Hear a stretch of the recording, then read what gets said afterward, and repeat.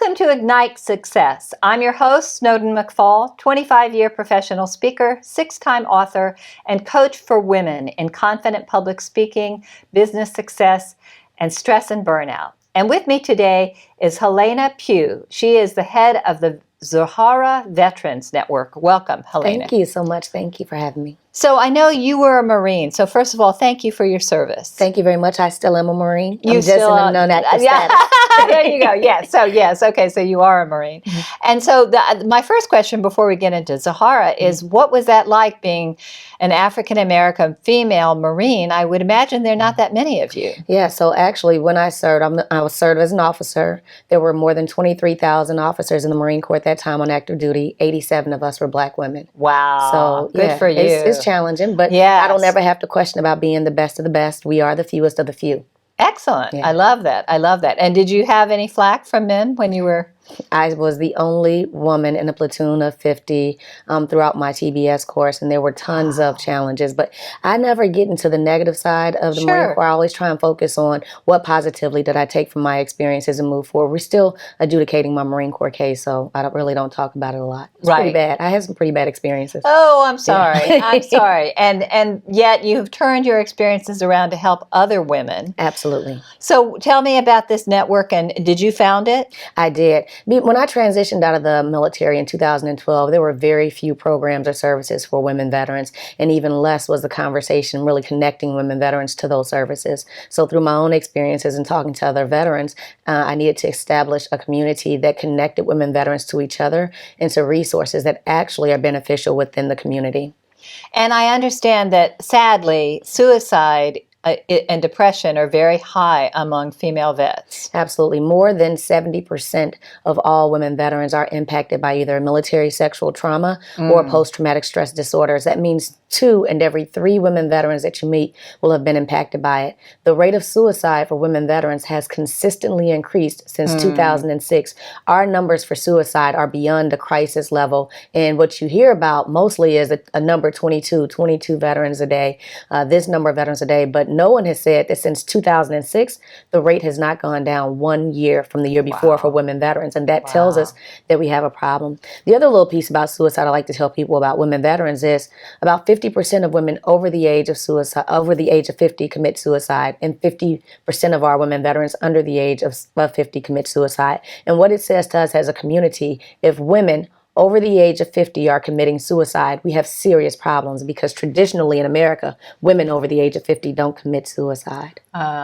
So they are tracking it directly back to their military experience. Absolutely. So I know you're being very proactive and doing a number of things to help women veterans. What are those things? Everything from obviously our monthly events. We're one of the only organizations in all of America that hosts monthly events specifically for women veterans. At our events, we usually partner with government or federal or corporate resources so that they know what's out there to assist them. And then we have an upcoming Women's Weekend. We're calling it the Ultimate Women Veterans Weekend in October. Yes, this one is really different because it's not geared toward the average women veteran. We do those events for women veterans every single day. With this event, we're really trying to target women veterans who are active within the veteran community. One, because we are the voices that are most stressed and overworked, and we need a day to relax and connect with each other. And then 2, because we really need to come together and get on one plan of action that will help service all women veterans across the nation. So our goal with that is to host a State of the Woman Veteran portion of the conference, and then we'll all walk away with each other as resources and a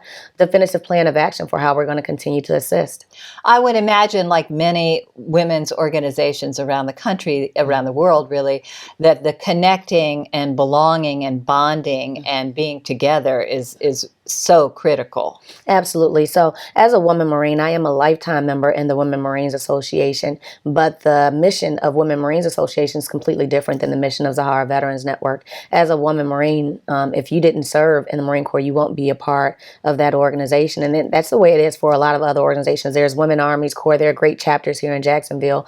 There are women that served in the Navy. They have their own associations. But with the Zahara Veterans Network, we bring all different services underneath one umbrella so that we can assist each other. And then we can go back to our individual organizations and talk about what we did or what we spoke about at Zahara.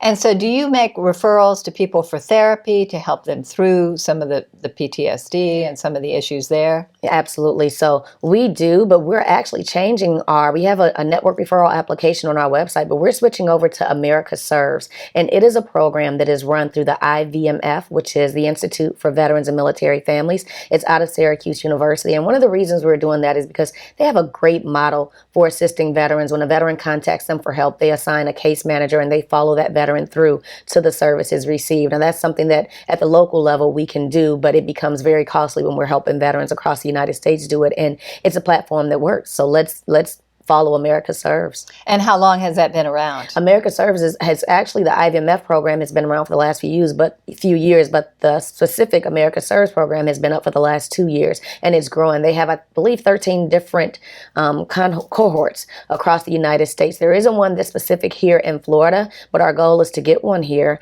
Hopefully they will bring one in, but the program itself is a national program, so it works. That's terrific. So where can people find out more about the Zahara Women's Network? They can visit our website at zaharavets.org. So the website is the best place to connect with us. We have a contact us form on there. We also do daily social media posts, and so we promote other veteran services and women veterans through our WOVET Wednesday posts and our Support Saturday posts. We love to connect women veterans to each other, but also to promote the information within our community.